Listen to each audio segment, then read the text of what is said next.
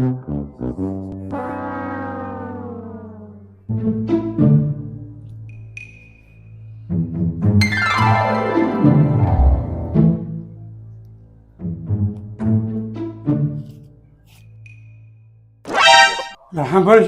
શું છે? મારા પાકીટમાં 1540 રૂપિયા પડ્યા, કબાટમાં મૂકી દેજે હરખા. મેં કીધું તું પાકીટ કબાટમાં. હા મૂકી દીધું. પૈસા જ નોટ લીધા ને? નથી લીધા, ગણી જવો ને. ગણ્યા જ નહોતા મેં, એટલે જ કીધું.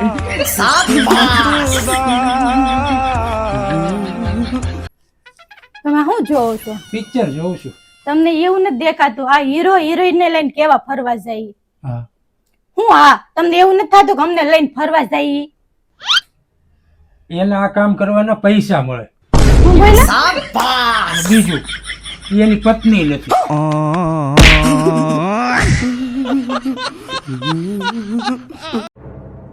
ઓય તમને ખબર છે આ બાજુમાં ડોક્ટર છે ને દારૂ વેચતા પકડાઈ ગયા? બોલો. હું વાત કરશો તું? હું એની પાસે 8 વર્ષથી જાઉં છું. મને તો આજે ખબર પડી ડોક્ટર છે.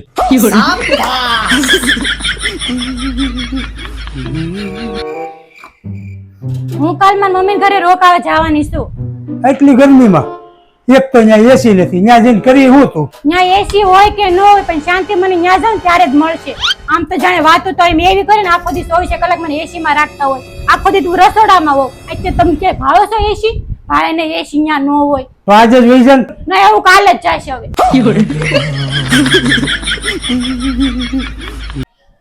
કેરીનો દાબો તે નાખી દીધો. અમે બધી કેરી બારી કાઢી લીધી. હવે શું કરવાની છું તમને ખબર છે? આ કેરી તાજી રાખવા તો એક એક કેરી દોરિયારે બાંધીને રૂમાલ લટકાઈ દેવાની છું. હું બોલશો તું? આ કેરીની દોરિયારે બાંધીને રૂમાલ લટકાઈ દેવાની છું. એમથી શું થાય? એટલે કેરીને એવું લાગે ને જો હું ઝાડને જ લટકું છું એટલે તાજી રહે એટલે.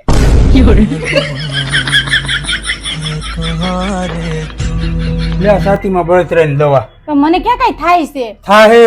કેમ? મયુરભાઈ નીચે વાળા છે ને એની ઓવાટું 2 તોલાનો દોરો બનાવરાયો.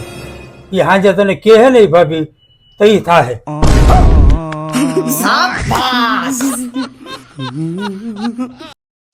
મમ્મી પપ્પાએ મને માર્યો. હાલ દાદા પપ્પા પાસે.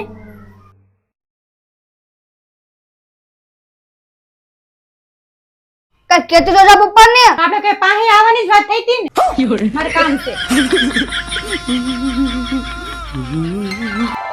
એ હાલન જમવાનું થઈ ગયું છે. હું બનાવ્યું? આખા રીંગણનું શાક. રીંગણાનું શાક? તારું મગજ ઠેકાણે છે. અરે કેવી મજા આવે આખા રીંગણનું શાક ખાવાની.